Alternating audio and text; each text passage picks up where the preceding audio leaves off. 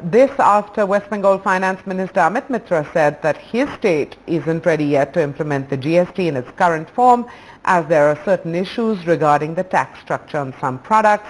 Finance Minister Arun Jaitley at a press conference which ended just about half an hour ago was asked about whether this July 1 deadline looks achievable given the voices of dissent from the Delhi Finance Minister, the West Bengal Finance Minister, and he pointed to the fact that the GST Council is the place to take up issues, and as far as things stand, the last meeting suggested that July 1 holds. Well, we're going to talk about that and much more with Mahesh Jaising, partner at BMR and Associates, joining us in our Mumbai studio. Mahesh, good afternoon. Good to be talking to you after what seems like a pretty long gap. Thank you for joining us in our Mumbai studio. And I won't put questions to you about, the politics around GST because those are unfair questions.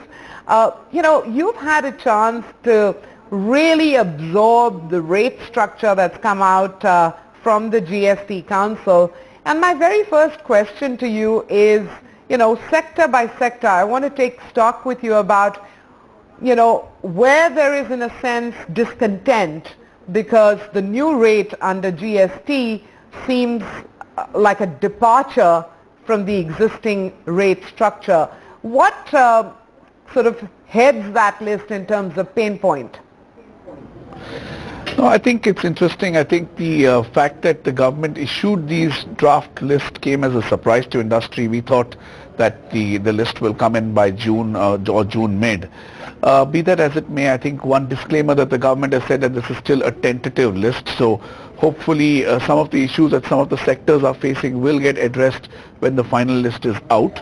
To go few sector wise, I think before that, to understand the approach, the GST rates have been arrived at by taking a fitment exercise into consideration. What is the current VAT rate plus the excise rate and what is the outcome, and therefore there's a fitment that's happened. So to some extent it's a clinical exercise, but there is a level of subjectivity which the government has to exercise in determining those products that are around the 23 to 25% range, whether they go into 18% or 28%. And that's where you've seen some of the heartburns because some of the companies were expecting their products to be at 18 rather than 28, which I will walk you through. Okay, and that's very important sort of background that you've given us and our viewers, that most of the heartburn is centered around those which are in the 23 to 25% band right now. And I think, if there were expectations of 18 and they find themselves in 28, therein lies, in a sense, the resistance or the pain point. So, I mean, which sector do you think sort of stands out for a review the most? I'm asking this question because as a consumer, when I saw the applicability of GST on hybrid cars, that was a big frown. I couldn't quite get the logic of that, and let's use that as a starting point. Yes, I think that's an excellent one that you brought up because hybrid cars today attract a lower rate. The effective rate is about 23 odd percent, and therefore the expectation was that this should not go beyond 28. In fact, the government should give a lower rate, but then there's a 28 along with that a cess that applies as well. The logic and the rationale that's been explained in the first set of discussions from the Revenue Secretary's office and himself was that the hybrid cars are actually fairly expensive cars, so in a way it's for the affluent and the cess can apply there. But if you've seen the next set of conversations and discussions, there seems to be an acknowledgement that there is a merit to revisit that. So I think the industry is indeed looking forward for some revisiting around the hybrid cars, and automobile sector is looking at that because other than hybrid cars, by and large, the rates that have come out have not been a surprise to the automobile sector after the last set of announcement of how luxury cars will be attracting a higher tax which includes a cess, and other cars will just attract the 28%. To that extent there's no surprise, but hybrid cars there's an expectation and a fairly 5 and 12. If the input is at 18, that inverted duty structure is not something that will help the manufacturing industry. So pharma sector, the manufacturing folks are expecting a correction of that. That's really one point. Another which is a little specific, but whether they are insulin and HIV products, they have not formed a mention in the 5% rate. Only some category of insulin is mentioned. So pharma, there are a couple of corrections that are expected. So that's under the pharma space. Technology, there's a surprise that there seems to be an error in the rate that's been arrived at for monitors and for printers, which has jumped up to 28 as against what would have been expected to be 18. I'll pause here and then we can even talk about the solar panels, which has come as a surprise. But so solar panels are at 18%, whereas other solar equipment is at 5. So the industry believes that for a large solar project where the PV panels are purchased, hopefully that should be at the 5% rate as well. There was some discussion by the Revenue Secretary acknowledging that the solar entire parts as well as the finished product will be relooked at in the June 3rd meeting. So the June 3rd meeting comes with a lot of expectations. These three sectors and the automobile one that you talked about really are the ones that come on top of my head. But you know, Mahesh, I'm a little, okay, you've got to tell me what was the tax incidence on monitors and printers before this, because as you said, some of this should have been a fairly clinical exercise. And when you're talking about monitors and printers, you know, the move to 28% to some extent inexplicable.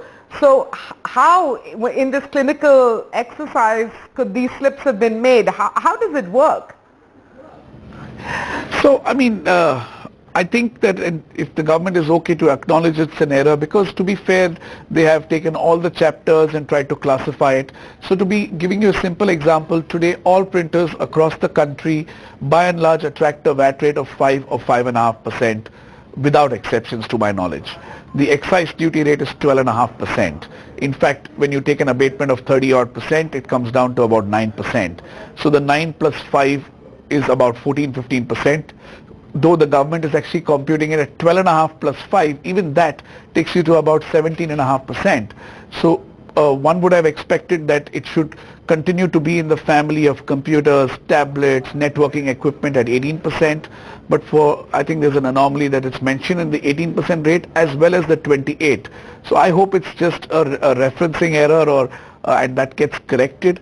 But monitors is also a similar math. It has the 5% VAT and the 12.5% excise. Hence, it should not have breached the 18% number, and it's gone up to 28. And therefore, these two products for the technology sector, we are hoping that will get a correction by the meeting later this week. Okay, solar panels, and again, I mean, these are areas where at least government intent seems to be very supportive. So your clients in this sector, what was the first reaction? I think their first reaction was that at least there was first a sigh of relief that at least the equipments are at 5%, but why are the PV panels at the higher rate? I understand that there was some ambiguity in the minds probably of the authorities that are these going to be used by an end consumer or are they going to be used in solar projects? I do think that some engagement that we've had in the last few days clarifies that there's no reason for them to be at a higher rate of 18%, and therefore while the reaction of the solar industry players was a mixed bag, at least they realized that there's some recognition that their key products or the finished equipment will be at 5, and they're hoping that this is just an anomaly which will get corrected, because if it doesn't, it has a huge impact, because please realize that the power generated out of a solar project is not in the net of GST, and therefore that will just result in an additional cost of the project of a solar project, which is not obviously a welcome one given the sheer benefits of a solar project. Indeed. So in a sense, you know, the four examples that we've talked about, do they comprehensively capture the broad pain points when it comes to the GST, the draft GST rate structure, or any others that are worthy of mention? I think there are other which are important, which is I think where the subjective decision had to be taken for a product to be at 18% or 28. There are some products like mixers, toasters that are at a 28% rate, and one would have thought that given that they are household equipments and used in the common man's house, that should have been at the 18% rate and not necessarily at the 28% rate. 28 was meant to be for demerit products or products that are having some element of luxury to it or not bought periodically, high value and things like that. So I would think that that sector is hoping that the subjective exercise or discretion that was exercised to determine that it's 28 will be relooked at. You look at chocolate powder, it's at for children that's at 28 as against 18. So there are FMCG products. I think the large appliances had already reconciled that they will land up in the 28% rate, but the real challenge is for FMCG products used by the common man. To be fair, 80% of them are give and take under the right 18% category, but there are few products in that space that I hope to see a correction later this week. Okay, so, apart from the corrections at the meeting later this week, again, what other sort of questions are you hoping will finally get answered at the GST Council meet? So I think the elephant in the room for every large product company having goods through the supply chain is obviously one is the rate, but the more important part is how is the government dealing with stock in trade as of June 30. That's called transition stock is a common nomenclature that we're using, because today that product would have suffered an excise duty at the time of manufacture, and when the product is lying in the supply chain, the new GST rates assumes that the excise duty would have been fully creditable, but the government is only in the first transition rules prescribed a rate of 40% of a deemed credit, which is very, very low, because the excise duty particularly on MRP products is effectively paid on 70 to 80% at 12.5% rate. So the actual inbuilt excise duty on a product that's in a shelf in a supermarket is close to 8 to 9%. But under GST, going by the 40% method, the retailer only gets about 3.6 to 4% credit, and that arbitrage is resulting in a lot of confusion, because retailers are getting a little apprehensive. If I buy the product, who's going to underwrite that 6 percentile point loss? Would the brands take the hit? Would the retailer take the hit? And that's the one that's really creating a lot of confusion, and we hope that that announcement is made on third evening itself, because companies are waiting with bated breath that what would be the percent. Of course, the Revenue Secretary has acknowledged that this is a large problem. He has acknowledged that they may revisit it. My gut feel is that it should go up to at least 60 to 70%, if not more. And also the basis should not be the new CGST rate, but it should have been the excise rate. But I do think that is the biggest announcement that product companies are waiting for on Saturday, other than the rates, and hopefully we'll get the announcement of the updated rate list, but on this part we are expecting some announcement. I find some parallels, and I know it's not strictly comparable, but some parallels between the dilemmas that companies and dealers faced with the Supreme Court coming down on old emission norm vehicles. I mean, who shares? How does this work? And I totally appreciate you raising that point. It's a point that we've talked about in the past as well. And now expectations that the meeting this week of the GST Council will definitively and perhaps positively clear the air on that front. Do you want to comment at all about the July 1 rollout? And there are many aspects to it. West Bengal, Delhi Finance Minister saying no, it should go beyond July 1. Then of course there's the fact that there are sections of industry that are worried about the rates that they find themselves in. Hopefully the council will address that in the meeting this week. And then there is a question that Finance Minister Jaitley raised himself, saying, I wonder if India Inc. is ready. And I know that there are many segments of India Inc. and perhaps the largest ones are ready, but medium, small enterprises, there could be some question marks associated there. Mahesh, I'm leaving it to you to just address this July 1 question. Yes, so there are 2-3 parts to it. I think one part is the politics, where my guess is as good as yours in terms of how that is playing out. But if you look at it from a legal and technical perspective, this date cannot extend beyond September mid, because the earlier tax laws will not hold good from the date of September 15th onwards. So these dissenting states and voices will be able to push it only as far as September 1. The other part which is more important is that if they choose not to get into the bandwagon and it goes live, it means that those states are going to be worse off, because they are consumption states. The taxes, if they're not in the net, they do not get the IGST of supplies into their state. Supplies from their state will be not competitive because they'll have a central sales tax. So I think there are compelling factors where I don't think it's going to be as easy as if you rewind back in the 2005 days when we had the sales tax migrating to VAT, and we had a bunch of states, close to 10 to 12 of them not going live in 2005 but going in about a year or two later. I don't think it's going to be that easy. That's point one. But more importantly, the point in terms of industry preparedness, I think since April, May, the sentiment across the board, right from senior management of different companies, was that we would like one date, whatever is the date, July 1, August, September, and let's just stick to that, because there's an awful amount of planning that's going on. When I say planning, it's not really planning, it's about to dealing with the whole change, whether it's on the supply chain front, how much stock should be in the trade, what kind of pricing do I fix on the box, because in India we have the MRP based labeling that applies.